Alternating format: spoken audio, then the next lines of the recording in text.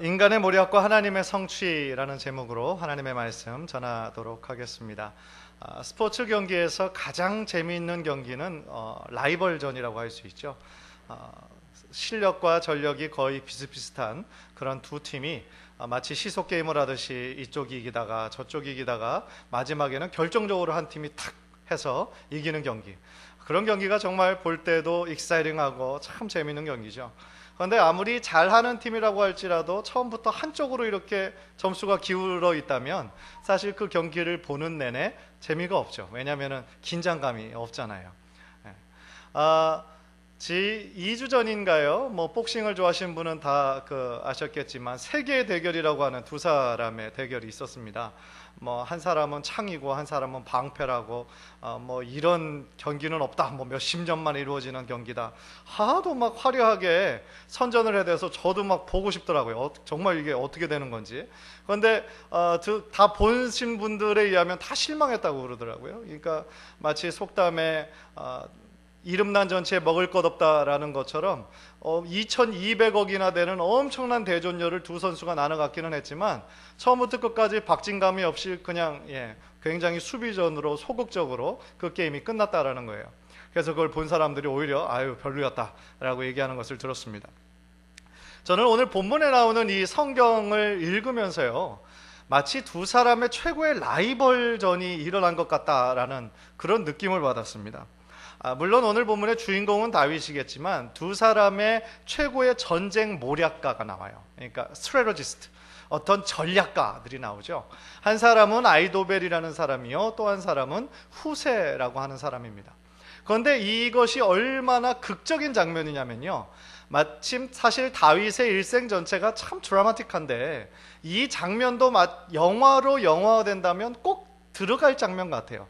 왜냐하면 지금 다윗의 아들 압살롬이 반역을 했는데 이 누구의 의견을 택하느냐에 따라서 다윗의 지금 생명이 달린 거거든요. 만약에 이 사람의 의견을 들었으면 다윗은 그 자리에서 죽었어요. 그러나 하나님께서 그 모든 것들 사이에서 하나님의 보이지 않는 섭리를 통하여 다윗의 그 삶을 살려주시고 끝까지 인도하시는 것을 보거든요. 그래서 저는 오늘 본문을 통해서 정말 오늘 우리들에게 주시고자 하는 하나님의 뜻이 무엇일까?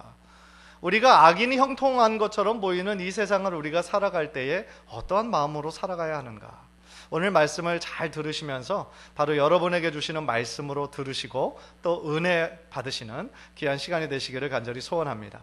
첫 번째로 우리가 오늘 본문에서 깨닫는 것은 뭐냐면요, 악인의 계획이 아무리 좋아 보여도 그 결국은 파멸이라는 거예요.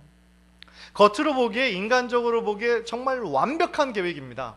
그러나 그것의 결국은 파멸이에요. 아히도벨이라고 하는 최고의 전략가는 원래 다윗의 밑에 있던 사람입니다. 다윗의 수하에 있던 사람이에요. 그런데 어떤 계기로 이 반역자 압살롬에게 갔는지는 정확하게 나와 있지는 않지만 바로 전전 그 15장에 보니까 압살롬이 다윗의 밑에 있던 아주 유능한 사람들을 한 사람 한 사람 영입하는 장면이 나와요. 그래서 이 아히도벨을 자신의 편으로 영입을 하는 장면이 나옵니다. 그리고 이 부분에 대해서 어떤 신학자는 뭐라고 얘기하냐면 이 아히도벨이라는 사람이 다윗에게 어떤 개인적인 원한이 있었을 거라는 거예요. 저도 이번에 설교를 준비하면서 처음 알았는데 다윗이 밧세바 사건으로 그의 승승장구하던 인생이 내리막길을 하잖아요. 사무엘하 11장에 이제 분기점이 되는데 그 밧세바가 누구냐 하면 이 아히도벨의 친손녀예요. 그러니까 이 밧세바를 범한 다윗이 이 사건을 통해서 이 아히도벨이 굉장히 큰 실망과 분노와 원한이 생겼다라는 것이죠. 그래서 이 일로 인해서 이 압살롬, 반역을 일으켰던 압살롬에게 갔다라는 겁니다. 그래서 이 신학자의 의견이 맞다라고 한다면 참 다윗은 순간의 그 욕정으로 인해서 너무너무 자신이 신뢰하던 탁월한 사람을 놓치게 되는, 그것도 굉장히 중요한 때에 놓치게 되는 아주 아쉬움이 그걸로 남았다라는 것이죠. 과연 아히도벨이라는 사람은 그 이스라엘 전체에 있어서 가장 탁월한 모사가였습니다. 그래서 압살롬에게 결정적인 도움을 줘요. 그러나 한 가지 문제가 있었어요. 인간적으로 볼 때는 너무나 똑똑한 그러한 계략이었음에도 불구하고 그 모든 내용이 악했다라는 거예요. 악했어요. 하나님께서 보시기에 이것은 전혀 반대의 길을 가는 거였어요. 파괴적이었어요.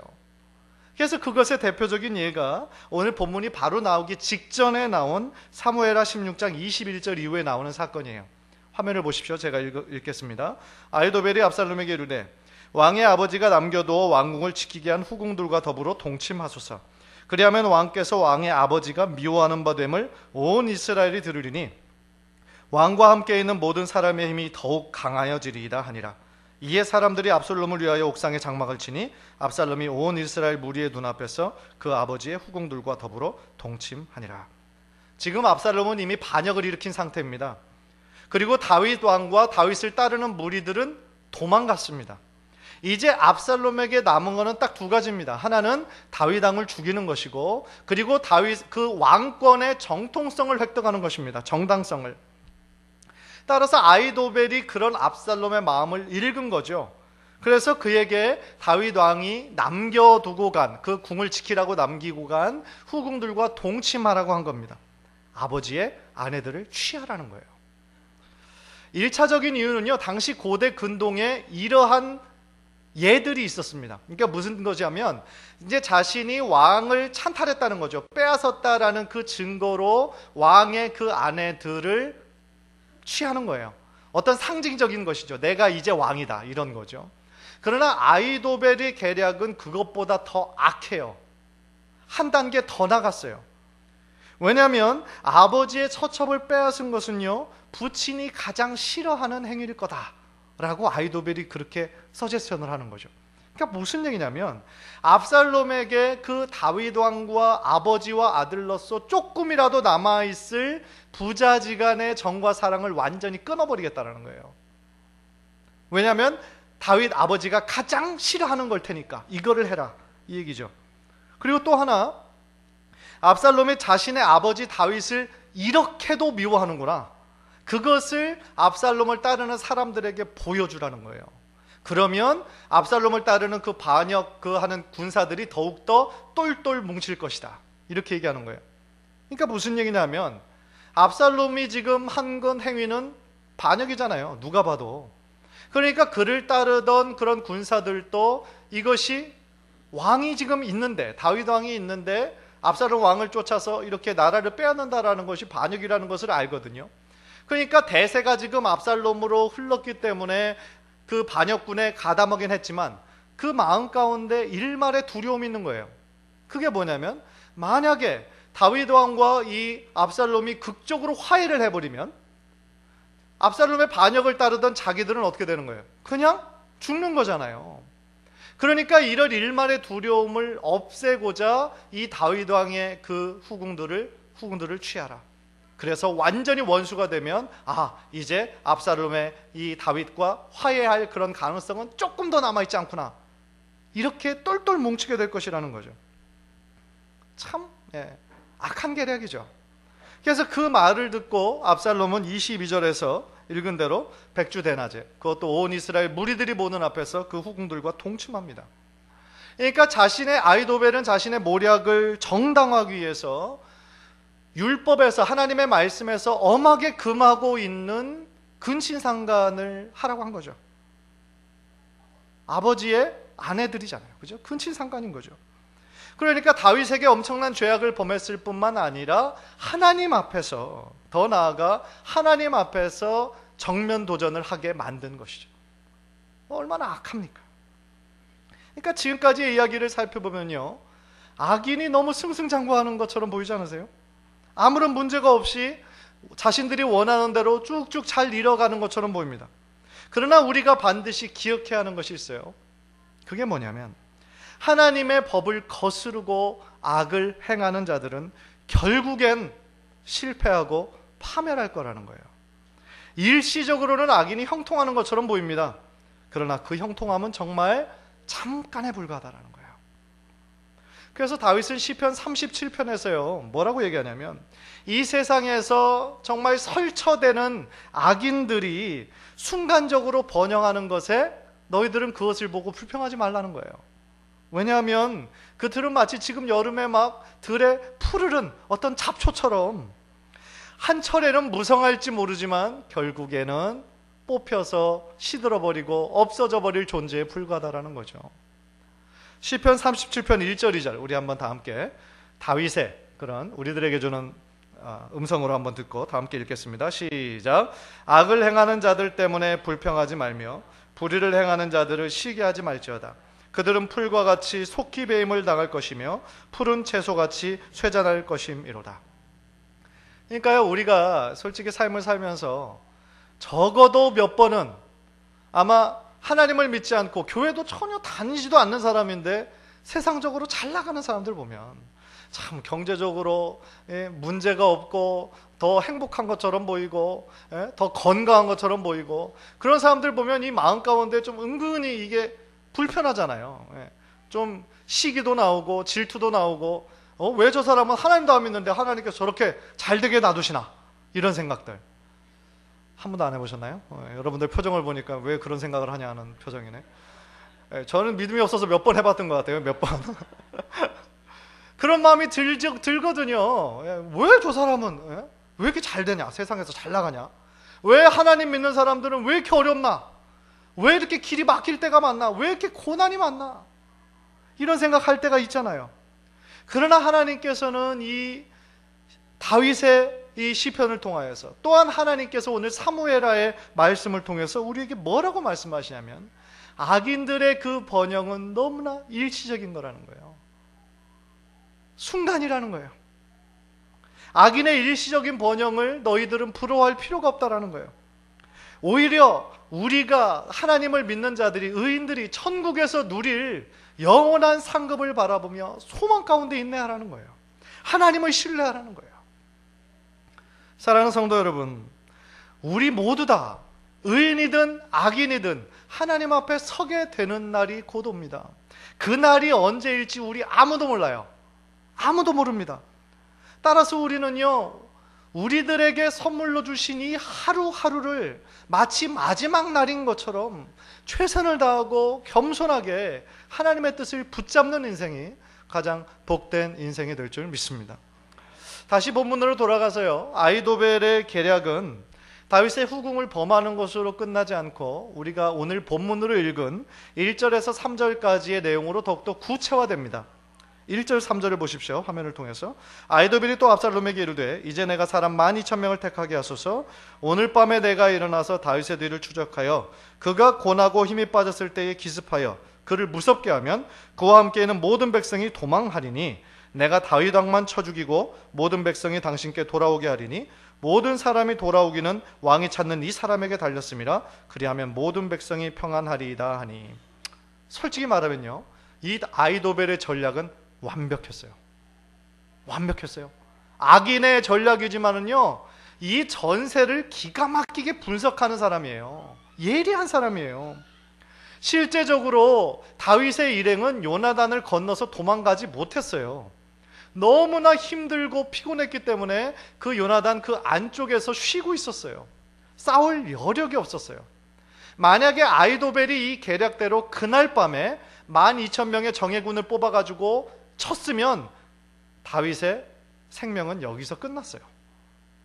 끝났어요. 완전히 정말 그 적들의 그 동태를 살펴본 완벽한 계략이었거든요. 또한 이 아히도벨이라는 사람이 정말 영리한 것이요, 왜냐하면 다윗 왕만 죽이라는 거예요. 다른 사람은 죽일 필요가 없다는 거예요.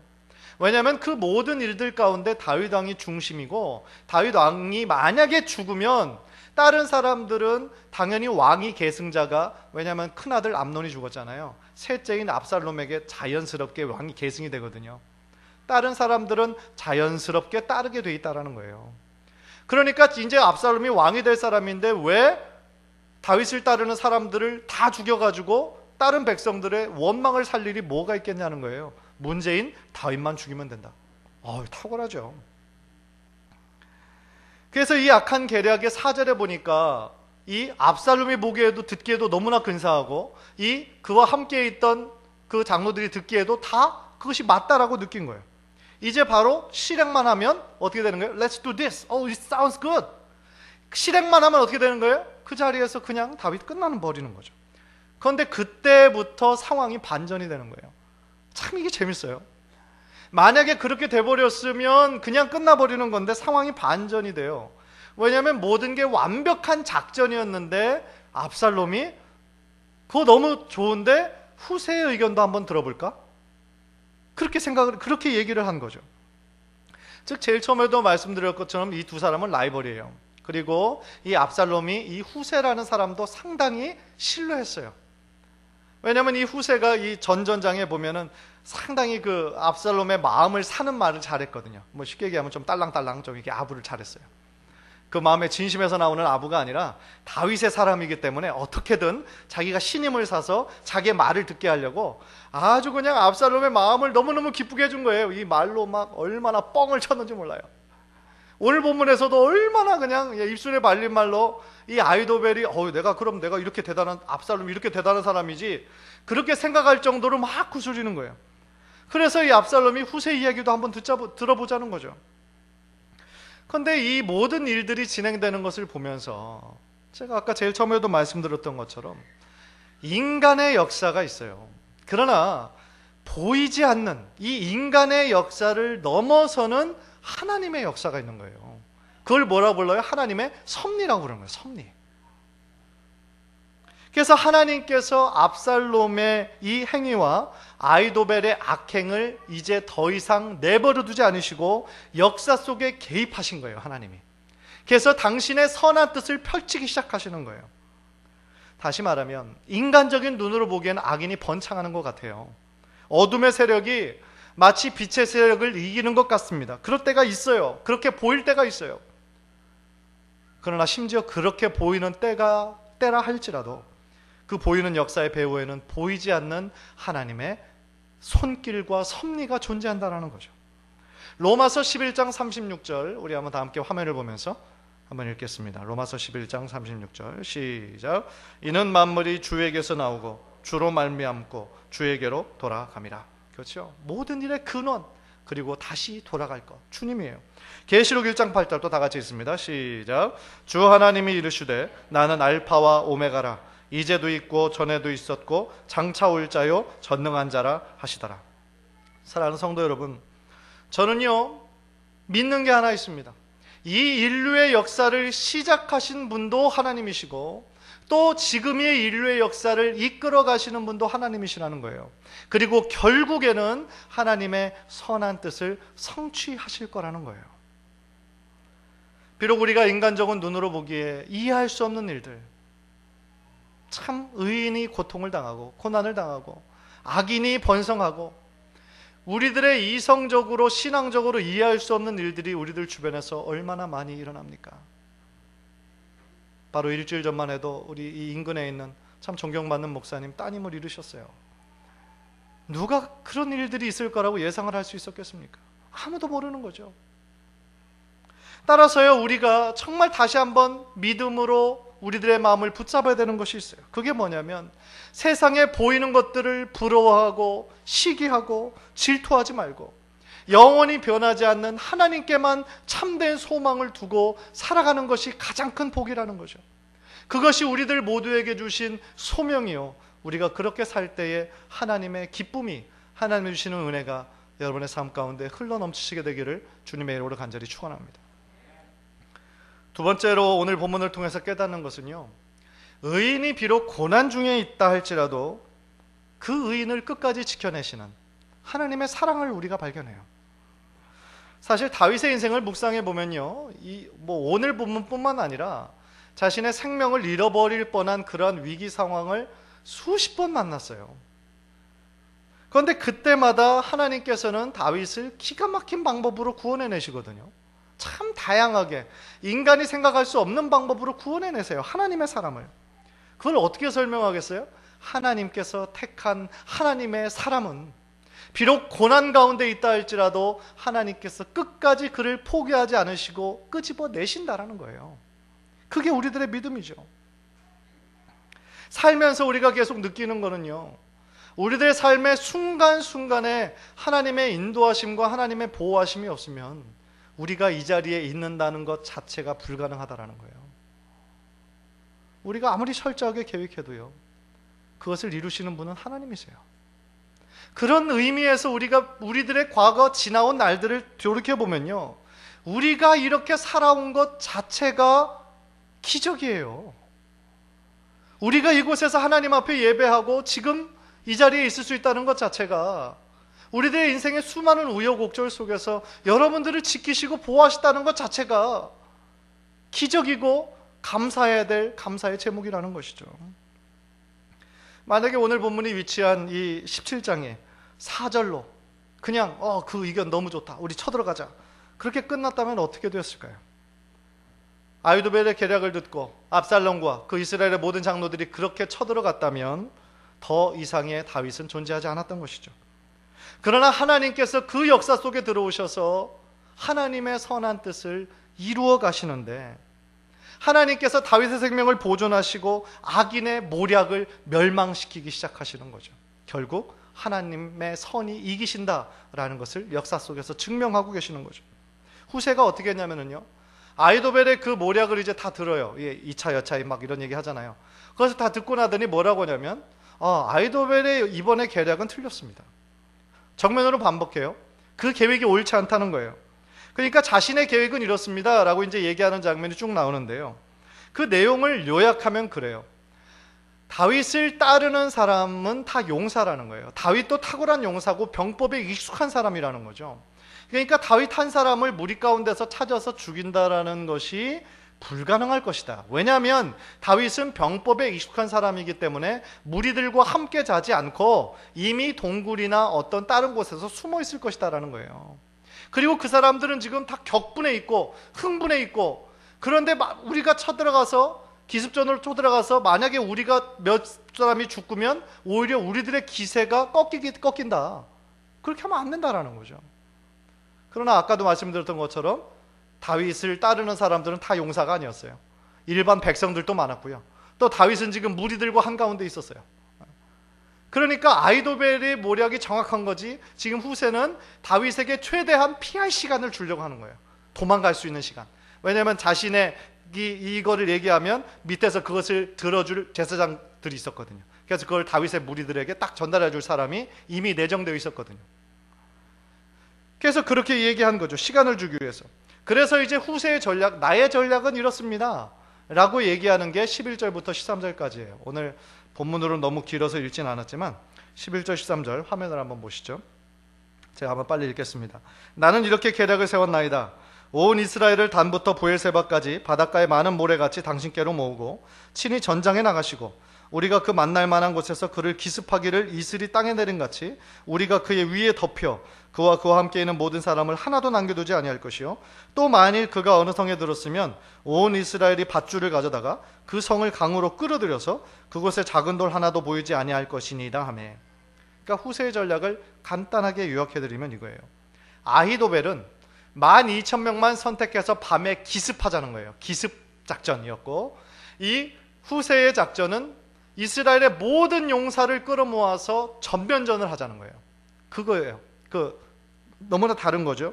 그리고 13절을 보면 이제 후세의 어떤 특이한 표현이 나오는데, 만약에 다윗이 어떤 성에서 지금 숨어 있으면 이 자신의 그 이스라엘 모든 백성들이 밧줄을 던져가지고 그 성에 걸고 그 성을 잡아 당기자는 거예요.